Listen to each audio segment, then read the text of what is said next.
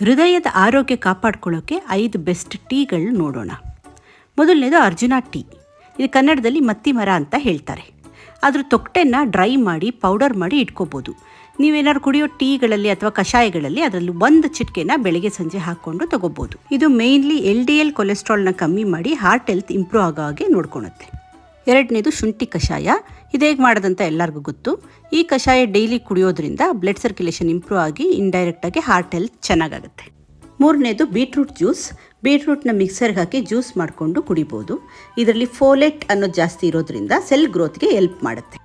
ನಾಲ್ಕನೇದು ಆಮ್ಲ ಜ್ಯೂಸ್. ನೆಲ್ಲಿಕಾಯಿನ ತೊಗೊಂಬಂದು ಮಿಕ್ಸರ್ಗೆ ಹಾಕಿ ಜ್ಯೂಸ್ ಮಾಡ್ಕೊಂಡು ಕುಡಿಯೋದು. ಇದು ಕುಡಿಯೋದ್ರಿಂದ ಫ್ಯಾಟ್ ಅಕ್ಯುಮುಲೇಷನ್ ಕಮ್ಮಿ ಆಗ್ತಾ ಹೋಗುತ್ತೆ, ಹಾರ್ಟ್ ಹೆಲ್ತ್ಗೆ ಹೆಲ್ಪ್ ಮಾಡುತ್ತೆ. Fifth one hibiscus tea. ದಾಸವಾಳದ ಹೂವಿನ ದಳಗಳನ್ನ ಬಿಸಿನೀರಿಗೆ ಹಾಕಿಬಿಟ್ಟು ಅದನ್ನು ಕಷಾಯ ಮಾಡ್ಕೊಂಡು ಕುಡಿಯೋದು. ಈ ಜ್ಯೂಸ್ನ ಕುಡಿಯೋದ್ರಿಂದ ಬ್ಲಡ್ ಪ್ರೆಷರ್ ಕಮ್ಮಿ ಆಗ್ತಾ ಬರುತ್ತೆ, ಇಂಡೈರೆಕ್ಟ್ಲಿ ಹಾರ್ಟ್ ಹೆಲ್ತ್ಗೆ ಸಪೋರ್ಟ್ ಮಾಡುತ್ತೆ.